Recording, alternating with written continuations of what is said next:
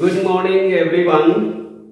आज जो है हम लोग जो है कक्षा 10वीं का केमिस्ट्री देखेंगे, लेकिन उससे पहले मैं आप लोगों को कुछ कहना चाहता हूं। वो क्या है कि यदि आपके पास समय हो, यदि आपके पास समय हो और सीखना चाहते हैं, या यूं कहिए यदि आप सीखना चाहते हैं और आपके पास समय हो तो ही इस वीडियो को देखें और या फिर इस वीडियो को क्लिक करें, क्योंकि इतना तो तय मानिए, यदि आप किसी वीडियो को देखते हैं तो पूरा देखिए तो ही समझ में आएगा। एक झलक देखने से रियल जो है उससे आपको क्या सीखने को मिलेगा यह पता नहीं चलता। तो समय हो, पहले तो पहली बात तो होगा, पहला शर्त, यदि आप सीखना चाहते हो और आपके पास समय हो तो ही इस वीडियो को क्लिक करें, और यदि क्लिक किए तो पूरी वीडियो को अवश्य देखें। तो ठीक है स्टूडेंट्स, आज हम लोग क्लास 10 के बहुत ही इंपॉर्टेंट चैप्टर को देखेंगे। ऐसा कोई भी एग्जामिनेशन नहीं है जिसमें इस चैप्टर से क्वेश्चन न पूछता हो, भले वह क्लास 10 लेवल का हो, उसके लिए तो स्पेशल है ही। इसके अतिरिक्त कंपटीशन एग्जाम्स वगैरह जो भी होते हैं या फिर हायर क्लास पे जब आप जाओगे वहां पर भी इसका काफी इंपॉर्टेंस होगा। और मैं अपना विजन या अपने लक्ष्य की ओर बढ़ रहा हूं। मैं चाहता हूं इस वीडियो को गांव-गांव तक के, हर क्या कह सकते हैं, ग्रामीण क्षेत्र तक यह वीडियो पहुंचे, और जहां बच्चे ट्यूशन लेने में असमर्थ है, महंगे क्लास करने में असमर्थ है, वे भी इसका लाभ उठाए, यही हमारा मकसद है। तो स्टूडेंट्स, अब हम लोग चलते हैं कक्षा 10 यानी 10वीं वर्ग के केमिस्ट्री के कौन से पार्ट पे हम लोग जा रहे हैं? Metal and non metal. Metal और नॉन मेटल आप कल्पना भी नहीं कर सकते, विदाउट मेटल योर लाइफ कैसा होगा, आपका जीवन बिना मेटल का कैसा होगा। थोड़ा सोचिए, कल्पना करके देखिए। यानी कहने का तात्पर्य है आपको मेटल जानना चाहिए। तो आपको पता है ना, कोई भी चीज का उपयोग हम तभी कर पाएंगे जब उसके बारे में जानेंगे। सपोज करिए जंगल में बहुत सारे फल लगे हुए हैं, आप कौन सा फल खाना पसंद करेंगे? जो आप जिसके बारे में जानते हैं। हो सकता हो पॉइजन हो, तो फिर आप कैसे खाएंगे? तो कहने का मतलब मेटल के बारे में आज हम लोग डिटेल पढ़ने वाले हैं स्टूडेंट्स। फिर बीच में हम बतलाएंगे और भी बहुत कुछ ऐसी बातें कि आप मेटल क्यों पढ़ेंगे। जैसे एक छोटा सा एग्जाम्पल लेते हैं, चलते चलते एक एग्जाम्पल लेके चलते हैं। यदि मेटल के बारे में यदि आप सब कुछ जान रहे हैं तो मेटल का यूज करेंगे। एक छोटा उदाहरण आपने सुना होगा, चांदी के चम्मच से अंडे नहीं खाने चाहिए। तो यदि आप जानते हैं उसका गुण, तभी तो, ऐसा क्यों कहीं नहीं हम खाएंगे। या फिर तांबे के बर्तन में दही रख दीजिए, ऐसा नहीं करते, क्यों? तो उसके गुण को हम जानते हैं अप्रत्यक्ष रूप से। लेकिन आज हम लोग जो है डिटेल जानेंगे मेटल के बारे में। ओके स्टूडेंट्स, तो हम पढ़ने जा रहे हैं मेटल्स एंड नॉन मेटल्स। देखिए, ये मेटल और नॉन मेटल का कहानी कहां से प्रारंभ हुआ आप जानते हैं। दीज आर मेटल्स, चाहे वो मेटल हो या नॉन मेटल हो, दोनों क्या है? मेटल है। मेटल के बारे में आपने पढ़ा है, क्या क्या पढ़ा है? तो उस पे क्या होगा? वजन होगा, दूसरे पर प्रेस दबाव डाल सकता है, और उसका एक अपना ये जो है जगह घेरता है। ये सब के बारे में पढ़ा है। It is a made up particle ये सब आपने पढ़ा है कक्षा 9 में मैटर इन आवर सराउंडिंग वाले चैप्टर में। तो हम लोग कहाँ पर आएंगे, मैटर अराउंडिंग आवर सराउंडिंग के बाद आपने जो मैटर जो है प्योर और इम्प्योर के बारे में भी पढ़ा है। तो प्योर मैटर में ही यानी सिंगल पार्टिकल से बना हुआ मैटर पर ही हम लोग चर्चा करेंगे। तो सेम टाइप ऑफ या सिंगल टाइप ऑफ पार्टिकल से बने हुए एलिमेंट्स, उसको क्या कहते हैं, एलिमेंट्स। तो एलिमेंट्स को मेनली जो है 3 ग्रुपों में बांट सकते हैं। स्टूडेंट्स, हमको पढ़ना है metal and non metal, but थोड़ी सी जानकारी यह भी होनी चाहिए, एक बीच में होता है कॉमन, जिसको सेमी मेटल भी कहते हैं या मेटोलॉइड कहते हैं। यानी एलिमेंट्स को 3 पार्ट में बांट सकते हैं। एक है मेटल्स, अगला है सेमी मेटल्स या फिर मेटोलॉइड्स कहते हैं, और तीसरा है नॉन मेटल्स। हालांकि हमें क्या जानना है, मेटल्स और नॉन मेटल्स के बारे में ही पढ़ना है, लेकिन इसके बारे में भी इसलिए जानना है क्योंकि हो सकता है हम इसका कहाँ यूज कर ले, मेटल बना या नॉन मेटल। तो स्टूडेंट्स, मेटल तो समझते हैं, एग्जांपल्स लिखने होंगे क्या?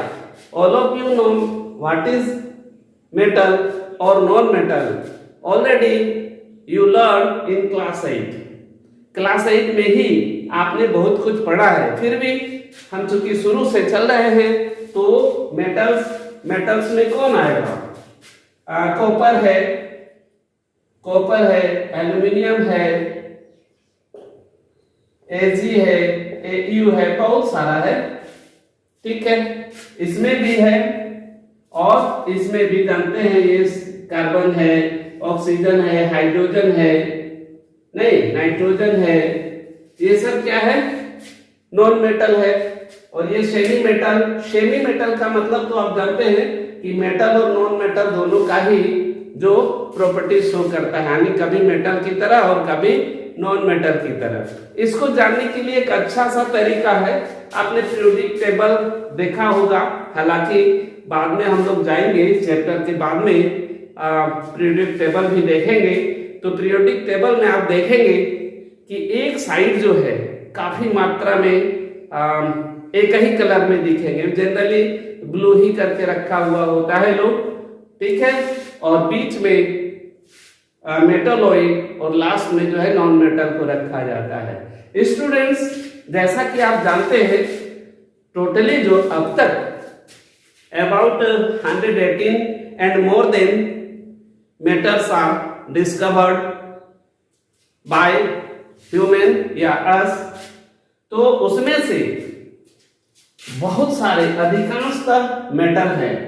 मेटल ऐसा माना जाता है नहीं, बल्कि 90 मुख्य रूप से क्या है? मेटल है, और 22 मेटल जो है वो है क्या? Non metal.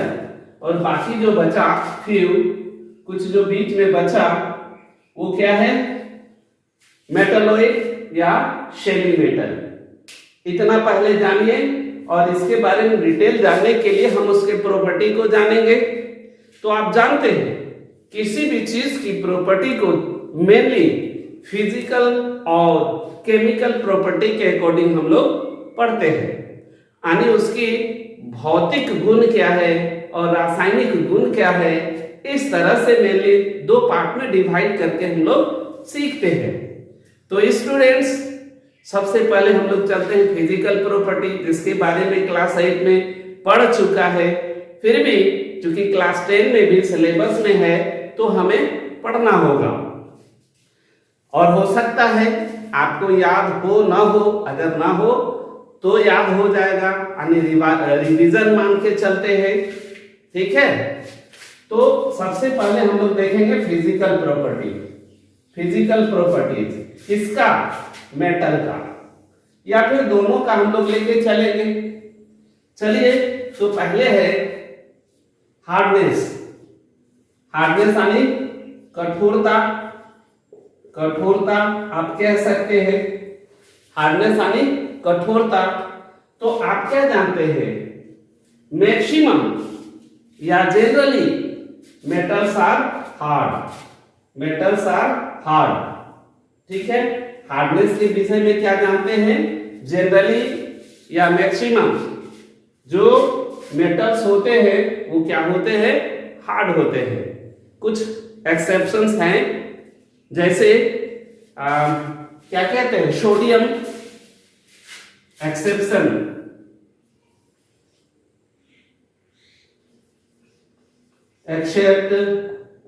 एक्सेप्ट कौन होगा, Na, सोडियम और पोटेशियम। सोडियम और पोटेशियम के बारे में क्या जानते हैं कि यह काफी मुलायम होते हैं, इसको चाकू से भी काटा जा सकता है। तो स्टूडेंट्स आप समझ रहे हैं कि क्या है, तो इसकी फिजिकल प्रॉपर्टी के बारे में आपने देखा। पहला हार्डनेस में क्या है कि कुछ जो है काफी जो है सॉफ्ट होते हैं, अन्यथा मैक्सिमम या जनरली क्या होता है, हार्ड होते हैं। और नॉन मेटल जो होते हैं सॉफ्ट होते हैं, कंपैरिजन मेटल, ठीक है। लेकिन इसमें भी एक्सेप्शंस है। कैसा एक्सेप्शन, तो आप जानते हैं कार्बन क्या है, कार्बन जो है वो है क्या, नॉन मेटल, बट कार्बन के अणुओं से मिलकर बना हुआ जो हीरा होता है वह हार्डेस्ट होता है, सबसे हार्ड होता है। तो कहने का मतलब एक्सेप्शन को यदि छोड़ दिया जाए तो क्या होगा, नॉन मेटल लेस हार्ड या उतनी कठोर नहीं होती जितना कि मेटल्स होते हैं। ओके, बाकी किताब को भी देखेंगे और क्लास 8 में भी आपने पढ़ा है। इसके बाद दूसरा नंबर में आते हैं मेलिएबिलिटी। मेलिएबिलिटी आप क्या समझते हैं, बोलिए, ऑलरेडी आपने पढ़ा है। मेलिएबिलिटी का मतलब क्या हुआ, यदि हम इसको पीटते हैं, इसको आघात विवर्धता भी कहते हैं, हिंदी में आघात वर्धता, यानी यदि हम इसको हथौड़े से चोट करेंगे तो ये टूटेगा नहीं बल्कि फैल जाएगा। इसी को कहते हैं मेलिएबिलिटी। मेलिएबिलिटी मतलब हथौड़े से पीटो तो वो क्या होगा, टूटेगा नहीं बल्कि फैल जाएगा। और आप जानते हैं कुछ मेटल्स की जो मेलिएबिलिटी इतनी ज्यादा होती है कि बहुत ही पतली शीट कन्वर्ट हो सकता है। जैसे आपने देखा होगा मिठाई वगैरह में जो है गोल्डन शीट या गोल्डन फोलियो या सिल्वर फोलियो का एक लेयर बना हुआ होता है। इसका बहुत सारे बेनिफिट्स हैं, वो तो हमारे स्वास्थ्य को भी बुरा प्रभाव नहीं डालता, जर्म से भी बचाता है।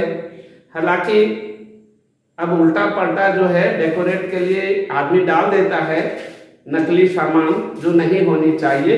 तो मेलिएबिलिटी का समझ रहे हैं, आप समझ रहे हैं मिठाई के ऊपर जो लेयर बना हुआ होता है गोल्ड या सिल्वर का, कितना पतला शीट बनाया जा सकता है। ठीक इसके ऊपर विपरीत जो है नॉन मेटल मेलिएबिलिटी होती है क्या, नहीं। अगर मान लिया जाए कार्बन को या फिर ग्रेफाइट को अगर हम चोट करते हैं तो क्या होगा, बिखर जाएगा। क्या उसका पतला शीट बनाया जा सकता है, नहीं। तो हम एक साथ दोनों को लेकर चल रहे हैं, दोनों की प्रॉपर्टी को जान रहे हैं। अगला है डक्टिलिटी। देखिए डक्टिलिटी क्या है, इसको हिंदी में तन्यता कहते हैं। तन्यता, तन्यता, तन्यता का मतलब क्या हुआ, अधिक खींचा जाए, यानी इसको जो है पतले तार के रूप में खींचा जा सकता है, थीन से थीन वायर बनाया जा सकता है। और इसमें डक्टिलिटी होती है, इसी की वजह से जो है इसके तार बनते हैं। कुछ मेटल्स के तो इतने ज्यादा जो है डक्टिलिटी देखने को मिलता है जैसे आपका गोल्ड के बारे में आपने सुना होगा, 1 ग्राम से 2 किलोमीटर लंबे तार खींचे जा सकते हैं। आप समझ रहे हैं 1 ग्राम कितना कम होता है, उससे 2 किलोमीटर लंबा तार खींचने से कितना थिन होगा। तो इतनी जो है डक्टिलिटी होती है, बट नन मेटल में ये देखने को नहीं मिलेगा। चूंकि देखिए इसको हम कुछ ना लिखते हुए केवल डिफाइन करते हुए जा रहे हैं। ऐसे भी हमारा उद्देश्य क्या होता है कि क्लास में ही आपका कॉन्सेप्ट क्लियर हो, लिखना ना पड़े। और कहीं कहीं आपने देखा हो मैं लिखता भी हूं, बट ये सब ऑलरेडी 8वां क्लास में पढ़ा हुआ था, रिवाइज कराना था। उसके बाद है कंडक्शन। कंडक्शन इसको आप क्या कहते हैं, चालकता। चालकता हिंदी में कह सकते हैं, चालकता यानी चालकता यानी ये कंडक्शन किसका किसका होता है, हीट और इलेक्ट्रिसिटी का। हीट और क्या, इलेक्ट्रिसिटी।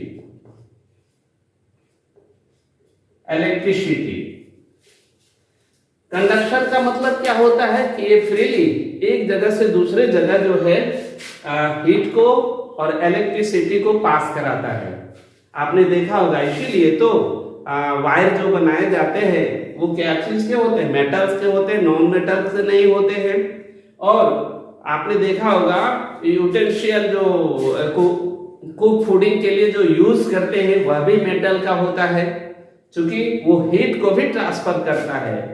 हमारा जो इग्निशन से या यूं कहिए कि गैस से या चूल्हे से जो हीट दिया जाता है, उस हीट को हमारा जो बर्तन है उसको भोजन तक पहुंचाता है और जिससे भोजन पकता है। तो स्टूडेंट्स ये आपने जाना कि इसमें कंडक्शन होता है। ठीक इसके विपरीत आप नॉन मेटल में कह सकते हैं कि इसमें कंडक्शन नहीं होता है। देखिए हर एक में कुछ न कुछ एक्सेप्शंस हैं जो आप जानते हैं, पढ़े हैं। फिर भी जैसे हम नॉन मेटल को कह रहे हैं कि ये जो है ये गुड कंडक्टर होता है और वो पुअर कंडक्टर या बैड कंडक्टर होता है। बट नॉन मेटल में भी कुछ ऐसा है जो गुड कंडक्टर होता है, जैसे ग्रेफाइट के एनोड बनाए जाते हैं, है ना। तो ग्रेफाइट क्या होता है, अच्छा कंडक्टर होता है। किसका, तो इलेक्ट्रिसिटी का। ये क्या है, एक्सेप्शंस में है। क्या आपको याद रखने हैं, ग्रेफाइट है कौन सी का बना हुआ, कार्बन का। कार्बन का ही हीरा बना हुआ था और कार्बन का ही ग्रेफाइट बना हुआ है। हीरा कठोरतम बन गया था, वो भी एक्सेप्शन में आ जा रहा था। और ग्रेफाइट कार्बन से ही बना है, वो भी क्या होता है, सुचालक होता है, यानी उसमें भी कंडक्शन का जो है गुण देखने को मिलेगा। अगला है सोनोरस। सोनोरस इसको आप रिंगिंग साउंड भी कह सकते हैं, रिंगिंग साउंड भी कह सकते हैं। माने जैसे आपने देखा होगा ना घंटी का बजना, तो मेटल में यदि हम दूसरे मेटल से इस पर टच करते या बीट करते हैं तो एक स्पेशल रिंगिंग साउंड देगा, जिसको मेटोलिक साउंड कहते हैं। नॉन मेटल में भी साउंड होगा बट रिंगिंग साउंड नहीं होगा। अगला है लस्टर। लस्टर क्या होता है, चमक जिसको कहते हैं, इसको साइन भी आप कह सकते हैं। हाँ, तो इसको सोनोरस धात्विक हम इसको कह सकते थे, धावनिक और इसको क्या कहेंगे, लस्टर यानी चमक। आपने देखा होगा लस्टर यानी शाइन, जो मेटल्स होते हैं उसमें स्पेशल साइन होता है। जैसे आपने देखा होगा स्टील वगैरह में, ठीक है, स्पेशल चमक होता है कि नहीं। और गोल्ड में, सिल्वर में स्पेशल साइन होता है, जिसकी वजह से इसका उपयोग जो हम लोग ऑर्नामेंट्स में किया जाता है, गहना वगैरह बनाने में किया जाता है। अगला है डेंसिटी। आप यो कह सकते हैं वजन भारी होना, उसका वजन का ज्यादा होना, डेंसिटी कैसे बनता है, तो यदि एलिमेंट्स के पार्टिकल्स काफी पास पास हो, बीच में गैपिंग कम हो, तो वो क्या हो जाता है, उसमें डेंसिटी का गुण देखने को मिलता है, यानी सघन कह सकते हैं। सघन भी डेंसर से बना हुआ है, सघनता। सघनता तो मेनली क्या होता है, ये इसमें डेंसिटी ज्यादा देखने को मिलता है किसमें, मेटल में, और नॉन मेटल में कंपैरिजन कम होता है। उसके बाद है फिजिकल स्टेट। फिजिकल स्टेट तो समझते हैं आप लोग, भौतिक प्रकृति या अवस्था, तो आप जानते हैं मेनली क्या होता है, मेटल सॉलिड होता है। मेटल क्या होता है, सॉलिड होता है। इसमें भी एक्सेप्शन होगा, जैसे पारा के बारे में आप जानते हैं ना कि वो लिक्विड अवस्था में आ जाता है थोड़ी सी उष्मा मिलने पर। अन्यथा मैक्सिमम या generally metals are solid. Okay, और क्या होता है, नॉन मेटल जो होते हैं वो सॉलिड भी हो सकते हैं, गैस भी हो सकते हैं। ओके स्टूडेंट्स, तो आप फिजिकल प्रॉपर्टी को तो समझ ही चुके हैं, फिजिकल प्रॉपर्टी को आप लोग समझ चुके हैं। अब हम लोग देखेंगे केमिकल प्रॉपर्टी। स्टूडेंट्स, हम लोगों ने मेटल्स और नॉन मेटल के फिजिकल प्रॉपर्टी को हम लोग देख चुके थे। अब हम लोग देखेंगे केमिकल प्रॉपर्टी। हालांकि जटिल कुछ भी नहीं होता, फिर भी फिजिकल प्रॉपर्टी के अपेक्षा जो है आपको कांस्टेंट होके या यूं कहिए कि ध्यान से इस बात को देखनी चाहिए या समझनी चाहिए, देखते हुए सुनते हुए, ताकि कॉन्सेप्ट क्लियर हो जाए। ये केमिकल प्रॉपर्टी है क्या, जिस प्रकार फिजिकल प्रॉपर्टी आपने देखा था, केमिकल प्रॉपर्टी में आपको यह जानना चाहिए मुख्य बातें जो है, क्या क्या मुख्य बातें हैं। तो ये जो मेटल्स होते हैं, इसके बाहरी जो पोर होते हैं, आखिरी जो कक्षा होती है, उसमें मेनली 1 2 3 इलेक्ट्रॉन्स होते हैं, और नॉन मेटल्स के क्या होते हैं, इससे ज्यादा वाला, यानी 5 6 7 मेनली, और जिसके बाहर 8 होता है वो तो ऑलरेडी न्यूट्रल होता है, ये आप जानते हैं, केमिकल रिएक्शन में आपने पढ़ा है।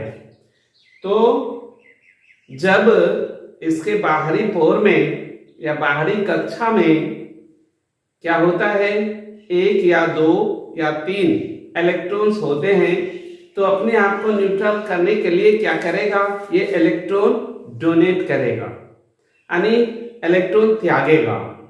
तो इसलिए आप क्या कहते हैं, मेटल्स को आप इलेक्ट्रॉन डोनर भी कह सकते हैं, क्योंकि वो इलेक्ट्रॉन देते हैं केमिकल रिएक्शन में, या जब कंपाउंड बनाता है तो वो क्या करता है, मेटल इलेक्ट्रॉन देता है। जैसे सोडियम को यदि हम लेते हैं तो आपको पता है Na का क्या होता है, 11 होता है इलेक्ट्रॉन, 2 8 1 है, तो बाहर में कितना आपने देखा, 1 है, यानी अपना जो है आखिरी कक्षा को पूरा करने के लिए क्या करेगा, एक इलेक्ट्रॉन ये त्यागेगा। ये सोडियम क्या है, तो इलेक्ट्रॉन डोनर हो गया, इलेक्ट्रॉन देता है।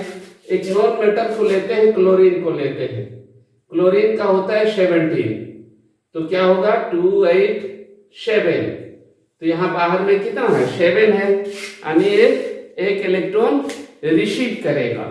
कौन, नॉन मेटल। मेनली यहां तो मैं एक उदाहरण देकर चल रहा हूं, है ना, ये सब को जो है केमिकल रिएक्शन में ऑलरेडी आप लोगों ने पढ़ा है। तो अभी हम केमिकल इसका गुण जानेंगे, तो हम कह सकते हैं मेटल्स जो होते हैं वे इलेक्ट्रॉन डोनर होते हैं, नॉन मेटल इलेक्ट्रॉन गेनर या रिसीवर होते हैं। ठीक है, इसी प्रकार जब ये एक इलेक्ट्रॉन देगा तो इस पर क्या होगा, पॉजिटिव आयन बनेगा, यानी हम इसको क्या कह सकते हैं, तो मेटल्स आर कैटायन। और जब वो रिसीव कर रहा है, गेन कर रहा है कौन, नॉन मेटल, तो हम कह सकते हैं कि ये क्या होते हैं, एनायन होते हैं। और क्या हम कह सकते हैं, इस टाइप का जो है जब हम केमिकली रिएक्शन कराकर देखेंगे तो हम लोग समझेंगे कि ये होता क्या है। और भी जैसे मेटल्स होते हैं, मेटल्स के जो ऑक्साइड होंगे, मेटल्स के जो ऑक्साइड होंगे आप जानते हैं वो क्या होगा, बेस होगा।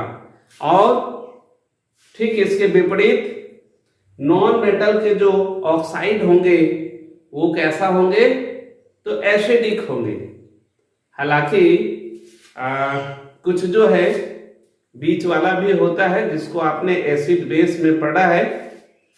तो अभी हम लोग जो है केमिकल प्रॉपर्टी मेनली जाने, और जो क्लास 10 के बुक में है उसके अकॉर्डिंग हम लोग चलते हैं कि किसके किसके साथ वो रिएक्ट होता है मेटल। ठीक है, केमिकल प्रॉपर्टी में आपने क्या जाना, अंगुली में गिनकर याद कर लो। मेटल्स क्या होते हैं, इलेक्ट्रॉन डोनर होते हैं।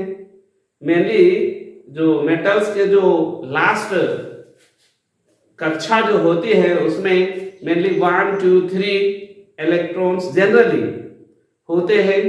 और ये क्या होते हैं बताइए, जब ये डोनेट कर रहा है तो क्या होगा, कैटायन बनाएगा, और नॉन मेटल जो है एनायन बनाएगा, चूंकि वो रिसीव करता है। और इसके बाहर में क्या होता है, तो जनरली जो है 5 6 7 इलेक्ट्रॉन्स पाए जाते हैं नॉन मेटल में।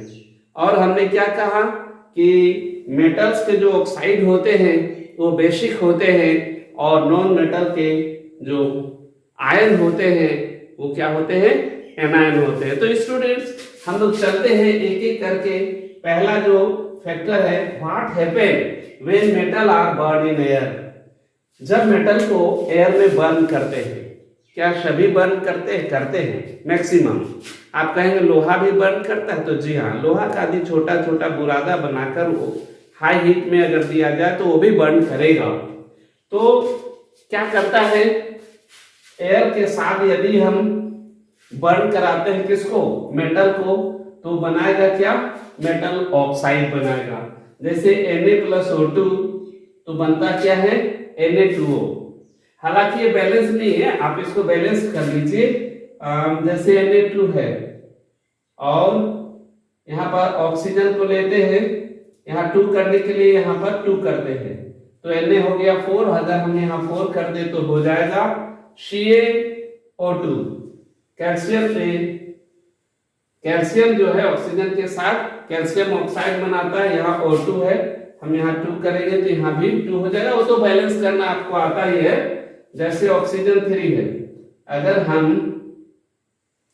यहाँ पर 3 कर दें तो ये 6 हो जाएगा, नहीं 6 हो जाएगा। तो आप यहाँ ऐसा भी कर सकते हैं, 2 करेंगे 6 हो जाएगा। ठीक है, Fe हो गया, 2 दूनी 4, हम यहाँ 4 कर देंगे। वो तो बैलेंस आप कर सकते हैं, क्योंकि बैलेंसिंग में आपने पढ़ा है। ये तो मेटल में क्या है, ऑक्सीजन के साथ यदि हम उसको बर्न कराएंगे या प्रेजेंस ऑफ ऑक्सीजन तो मेटल ऑक्साइड बनाएगा। उसी तरह नॉन मेटल को ऑक्सीजन के प्रेजेंस में अगर हम बर्न कराएंगे तो यह भी नॉन मेटलिक ऑक्साइड बनाएगा। ये आप जान रहे हैं, ये नॉन मेटल का है और ये मेटल का है। अगला है student, what happen when metals react with water. यदि वो पानी के साथ यदि हम मेटल को रिएक्ट कराते हैं तो क्या होता है। देखिए मेनली जो वर्क होता है वो क्या होता है, metal plus water, metal oxide बनाता है, फिर हाइड्रोजन गैस निकलता है। देखिए मेनली जो एक स्टेप नहीं 2 स्टेप में कंप्लीट करता है। दूसरा है, अब यहाँ जो मेटल ऑक्साइड ऑलरेडी बना हुआ है, यही मेटल ऑक्साइड का जो है उपयोग करके जो है फिर से इसमें पानी तो है ही, मेटल ऑक्साइड वाटर के साथ रिएक्ट करके बनाता है क्या, मेटल हाइड्रोक्साइड। आगे कंप्लीटली हमारा ये रिएक्शन बना क्या, मेटल प्लस वाटर, तो बनेगा क्या, मेटल हाइड्रोक्साइड बनेगा और हाइड्रोजन गैस रिएक्ट करेगा। मेन जो है हमारा मेन इक्वेशन ये बनेगा स्टूडेंट्स। लेकिन एक बात याद रखिए कि सारे मेटल्स एक ही जैसा रिएक्ट करेंगे क्या? नहीं। क्यों नहीं करेंगे? तो चूंकि आप जानते हैं सब की रिएक्टिविटी अलग अलग होती है। यहाँ पर देखिए ये चार्ट आपके बुक में भी दिया हुआ है। सबसे ज्यादा रिएक्टिव कौन होता है? पोटेशियम, सोडियम, उसके बाद आता है कैल्शियम, फिर मैग्नीशियम। इस टाइप का एक सीरीज बना हुआ है रिएक्टिविटी का।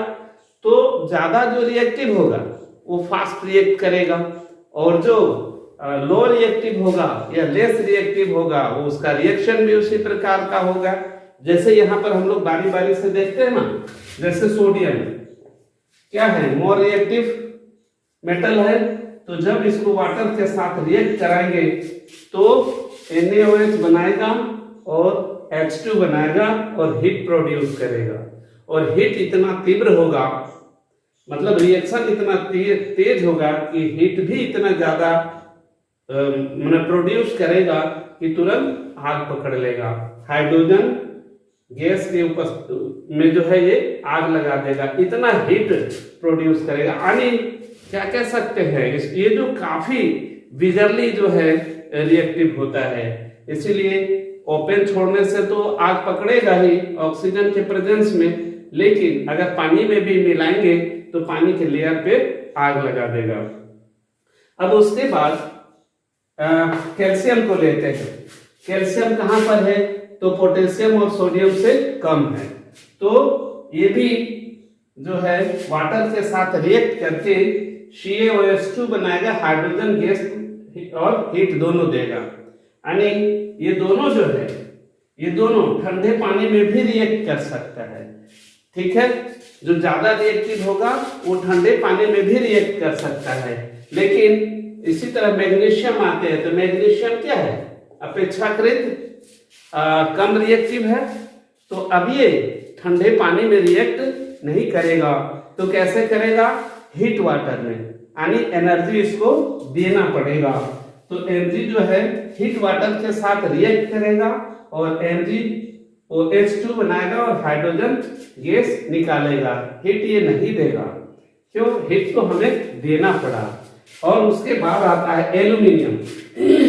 उसके बाद आता है, यानी ये कम रिएक्टिव है। ये तो ना तो ठंडा पानी में रिएक्ट करेगा और ना ही हीट वाटर में। ये तो वाष्प के साथ, स्टीम वाटर के साथ ये रिएक्ट करेगा। और रिएक्ट करेगा तो क्या बनाएगा? एल्युमिनियम ऑक्साइड बनाएगा और हाइड्रोजन गैस निकालेगा। ये दूसरा तक पहुंचेगा ही नहीं। हमने कहा था ना कि डबल प्रोसेस में गुजरना पड़ता है। वाटर जो है, मेटल जो है वाटर के साथ रिएक्ट करके मेटल ऑक्साइड बनाएगा और हाइड्रोजन गैस निकालेगा। और जस्ट ये मेटल ऑक्साइड का उपयोग करते हुए फिर से पानी जो है मेटल हाइड्रोक्साइड बनाता है।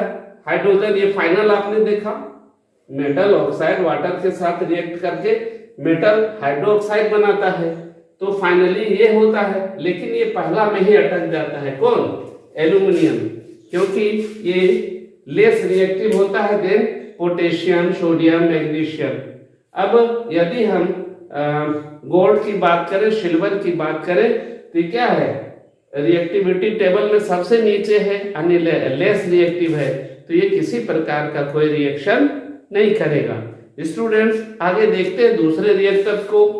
स्टूडेंट्स हम लोग केमिकल रिएक्शन में पढ़ चुके थे कि वो एयर के साथ कैसे रिएक्ट करता, वाटर के साथ कैसे रिएक्ट करता। अब हम लोग देखेंगे what happen when metals react with acid, यानी मेटल जो है एसिड के साथ कैसा रिएक्ट करता है। तो मेटल के साथ यदि डिल्यूट एसिड तो समझते हैं ना, मतलब बहुत ज्यादा पावरफुल नहीं एसिड जो है, स्लो एसिड, अगर हम रिएक्ट कराएंगे तो क्या बनेगा? सॉल्ट बनेगा। किसका? मेटल का सॉल्ट बनेगा और हाइड्रोजन गैस एटमॉस्फेयर में आएगा बाहर। जैसे एक आध एग्जांपल लिए हैं Zn प्लस HCl, तो आपने क्या देखा? Zn का सॉल्ट बना, ZnCl2 और हाइड्रोजन गैस बाहर निकला। तो ऐसा नहीं है कि केवल HCl ही हो, यदि हम H2SO4 लेते हैं फिर भी जो है Zn जो है ZnSO4 होगा और हाइड्रोजन गैस बाहर निकलेगा। तो आप समझ रहे हैं कि यदि एसिड के साथ अगर रिएक्ट कराएंगे तो क्या बनेगा। मेनली ये हमको याद रखना है, मेटल प्लस डिल्यूट एसिड हम यूज करेंगे तो मेटालिक सॉल्ट बनेगा और हाइड्रोजन गैस जो है बाहर निकलेगा, एटमॉस्फेयर में चला जाएगा।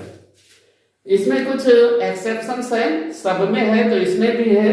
वो है क्या कि देखिए, यदि मेटल के साथ HNO3 नाइट्रिक अम्ल यदि हम लेते हैं तो क्या होता है, नाइट्रिक एसिड लेने से ये जो है सॉल्ट बनाता है और वाटर फॉर्म करता है, यानी ये हाइड्रोजन गैस फॉर्म नहीं करता। ये एक्सेप्शंस है, ये जो है एक्सेप्शंस है।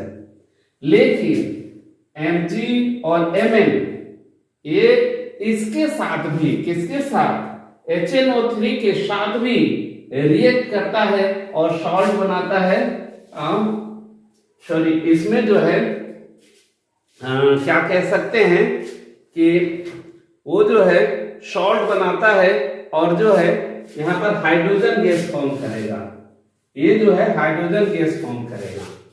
कहने का मतलब है मैक्सिमम जो है मेटल्स डिल्यूट एसिड के साथ रिएक्ट करके सॉल्ट और हाइड्रोजन बनाता है। एक्सेप्शन में आपने देखा कि अगर HNO3 जो है ये भी आपका डिल्यूट एसिड है बट मेटल के साथ रिएक्ट करके सॉल्ट बनाता है और वाटर फॉर्म करता है। लेकिन Mg और Mn इसके साथ भी रिएक्ट करके सॉल्ट बनाता है और हाइड्रोजन गैस बनाता है। इस एक्सेप्शन को जरूर याद रखेंगे। उसके बाद है how do metal react with solution of other metal salt. ये देखिए, मेटल सॉल्ट के साथ एक मेटल दूसरे के मेटल सॉल्ट के साथ कैसा रिएक्ट करेगा। देखिए, तो यहां जैसे लिखा है मेटल ए है और सॉल्ट सॉल्यूशन मेटल बी है। सॉल्ट सॉल्यूशन ए बन जाएगा और मेटल बी बाहर आ जाएगा। हम लोग पहले रिएक्शन में देख चुके हैं क्या है कि यह कब होगा, जब ए जो है ए मोर रिएक्टिव होगा बी, यानी यहाँ जो मेटल है मोर रिएक्टिव होगा किससे, बी से, तभी ये उसका जगह ले सकता है, अन्यथा पॉसिबल नहीं है। ठीक है स्टूडेंट्स, तो आगे हम लोग देखेंगे। अभी तो आप समझ ही रहे हैं कि कहां से कौन सा लेने पर क्या हो रहा है। कहने का मतलब मोर रिएक्टिव रहेगा तो वो लेस रिएक्टिव को हटा देगा और उसका वो जगह ले लेगा। हम लोग आगे इसको है पढ़ेंगे, इस गुण का जो हम लोग यूज करेंगे जब हम लोग और से मेटल प्राप्त करेंगे, डिटेल जानेंगे। उसके बाद है how do metal and non metal react. इसके बारे में आपको पहले ही बताए थे। क्या बताए थे कि मेटल्स का जो है बाहरी जो कक्षा है वो मेनली क्या रहता है, एक रहता है, दो रहता है या तीन रहता है बाहरी कोर पे इलेक्ट्रॉन। और मेटल में क्या होता है, नॉन मेटल में 5 रहता है, 6 रहता है या 7 रहता है। तो ये रिएक्ट करेगा, मेनली जो है ये इसके साथ रिएक्ट करेगा। ये क्या है, जैसे मान लीजिए ये कहाँ का है, Na है सोडियम, और ये क्या है, क्लोरीन है। क्लोरीन सोडियम के बाहर वाला एक इलेक्ट्रॉन जो है ये डोनेट करेगा, किसको दे देगा, क्लोरीन को दे देगा और बना लेगा क्या, NaCl। क्लोरीन और ये Na मिला के NaCl बनाएगा। इसी प्रकार से ये कहाँ, इसके साथ रिएक्ट कर सकता है और ये इसके साथ, यानी ये क्या होगा, आयनिक बॉन्ड बनाएगा। और आयनिक बॉन्ड जो है, आयनिक बॉन्ड का क्या क्या जानते हैं, ये काफी मजबूती से आपस में जुड़ा हुआ होता है। क्योंकि नेगेटिव आयन और पॉजिटिव आयन यानी एनायन और कैटायन के वजह से एक दूसरे के साथ काफी मजबूत कंपाउंड बनाता है। और ये कंपाउंड जो है, ये कंपाउंड आसानी से टूटता नहीं है, जिसकी वजह से इसका मेल्टिंग पॉइंट, बॉइलिंग पॉइंट काफी हाई होता है। तो स्टूडेंट्स, और भी इस तरह का कुछ प्रॉपर्टीज है जिसको आप लोग बुक से भी पढ़ सकते हैं। आयनिक आयन के बारे में पहले हम लोग पढ़ चुके हैं। ओके स्टूडेंट्स, तो इस वीडियो को बहुत लंबा न करते हुए मैं इसको यही समाप्त करता हूं। ठीक है, तो टेक केयर। और फिर वही कहना चाहूंगा, मेरे विजन में आप साथ देंगे। अगर एक को भी आगे बढ़ाते हैं और इसका बेनिफिट उसको मिल गया तो मैं समझूंगा हमारा मेहनत जो आपके लिए मैंने किया वो सफल हुआ, क्योंकि आपने किसी और को शेयर किया। Thank you, take care. Part 2, इसका जो पार्ट 2 होगा, इसी चैप्टर का मैं पार्ट 2 भी आपको बनाकर जस्ट दूंगा, ताकि जो है आप मेटल से या और से मेटल कैसे, शुद्ध मेटल कैसे प्राप्त कर सकते हैं। तो नेक्स्ट वीडियो की ओर, यानी मेटल नॉन मेटल का part 2। Okay students, bye, take care.